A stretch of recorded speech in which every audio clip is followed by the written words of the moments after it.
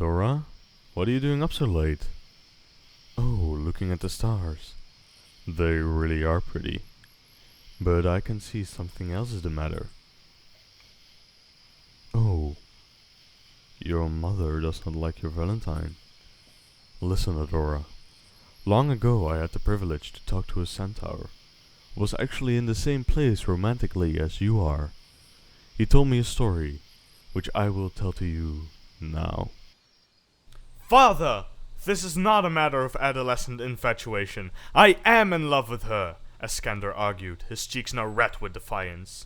Fane's weathered face was impassive. You will speak of her no more. But I said no more, Fane shouted, his booming baritone echoing around the tall pine trees surrounding them. Iskander stamped at the ground with his hooves in frustration, unable to find any words. The line of his chiseled cheek was broken as a single tear fell to the forest floor.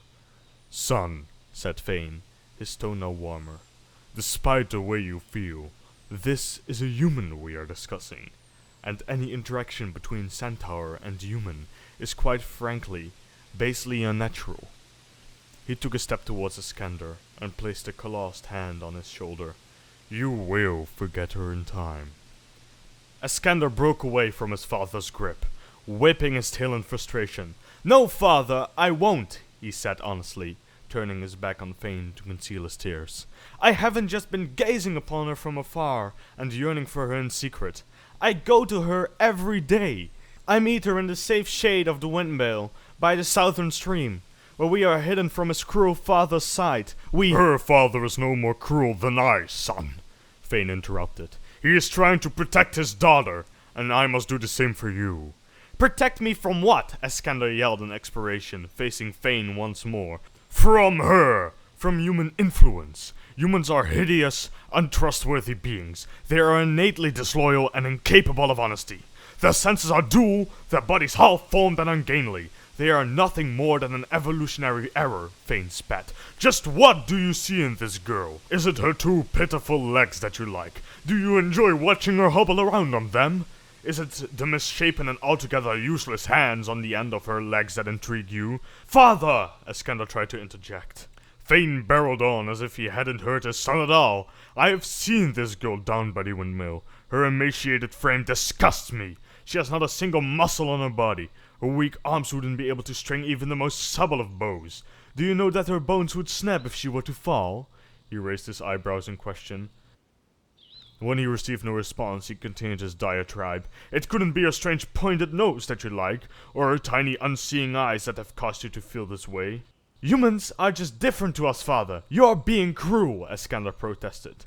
And I cannot fathom why they share their heads and faces, Fane added, stroking his own gloriously silver beard.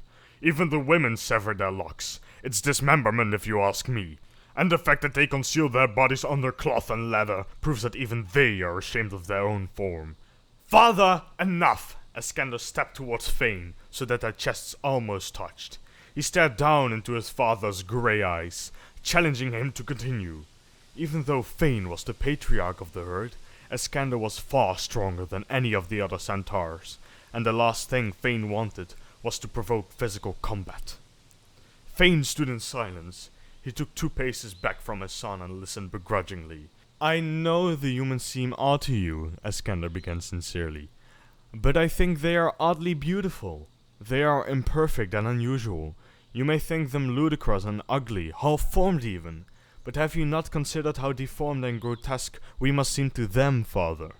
But they have 2 legs, we have 4, and 4 hooves where they have none.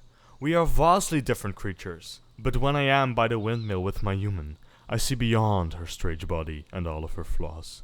There is great beauty within her. Where you see tiny eyes that can't see in the dark, I see intricately colored constellations that sparkle like no gemstone I have ever seen. I see into her soul, and father, it is magical. Listen, Adora, it does not matter what your mother's opinion is. Sure, take it into consideration and think about it, but if you feel safe with your love, and they make you happy, they are right for you. Remember that. Now, it is late enough, go to bed, hop hop.